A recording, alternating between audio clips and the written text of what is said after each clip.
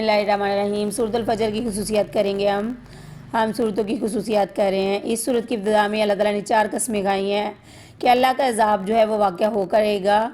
اس کے بعد سورۃ الفجر میں اللہ تعالیٰ نے نمایاں طور پر مذکور کیا ہے کہ قوم عاد، سمود اور فرعون جیسے جو متکبر ہیں اور فسادی ہیں ان کا انجام کیا تھا، جو اپنی سرکشی اور جرائم کی وجہ سے اللہ کے عذاب کے مستحق ٹھہرے۔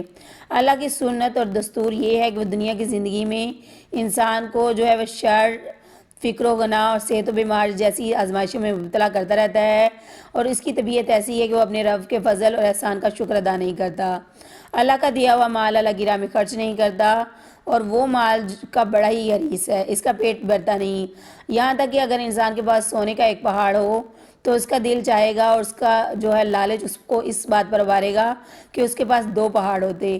اگر اس کو 2 دے دیے جائیں تو وہ خواہش کرے گا کہ پوری دنیا میں جتنے بھی مال و دولت ہے وہ اس کا جو ہے وہ مالک ہو، اس کا پیٹ کبھی نہیں بھرتا۔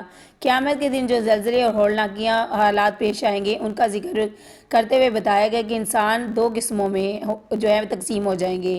شقی لوگ اللہ کے غضب کے حقدار ہوں گے، اس کے برعکس مومن جو نفس مطمئنہ کے مالک ہوں گے اپنے رب کی طرف لوٹیں گے اور جنت میں داخل ہونے کے لیے ان کے لیے کہا جائے گا۔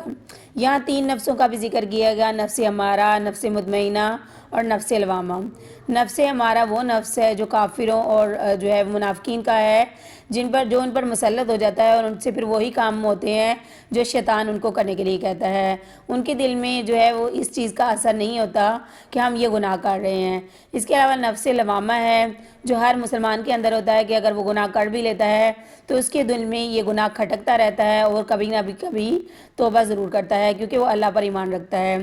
اس کے بعد نفس مطمئنہ ہے جو کہ انبیاء، صالحین اور نیک لوگوں کا ہوتا ہے۔ دعا کرتے ہیں کہ اے اللہ تعالیٰ ہمارے نفس کو بھی نفس امارہ اور نفس لوامہ جیسی برائیوں سے بچا کر نفس مطمئنہ عطا کر۔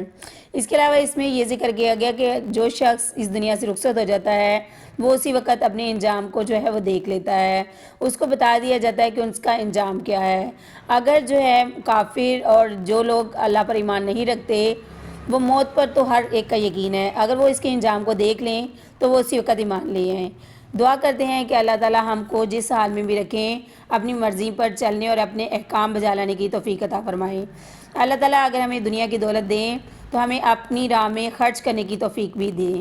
اے اللہ ہم سے وہ کام لے جو آپ کے لیے آپ پسند کرتے ہیں، نہ ان کاموں سے باز رکھیں جن میں آپ کی ناراضگی ہے۔ اللہ تعالیٰ ہمیں دین اور دنیا میں بھلائی عطا فرمائیے۔ اے اللہ ہم آپ سے نفس مطمئنہ کی درخواست کرتے ہیں، ہمیں یہ نصیب فرمائیے اور آخرت میں ہمیں اپنے نیک اور مقبول بندوں میں شامل فرمائیے۔ وآخر دعوانا ان الحمد للہ رب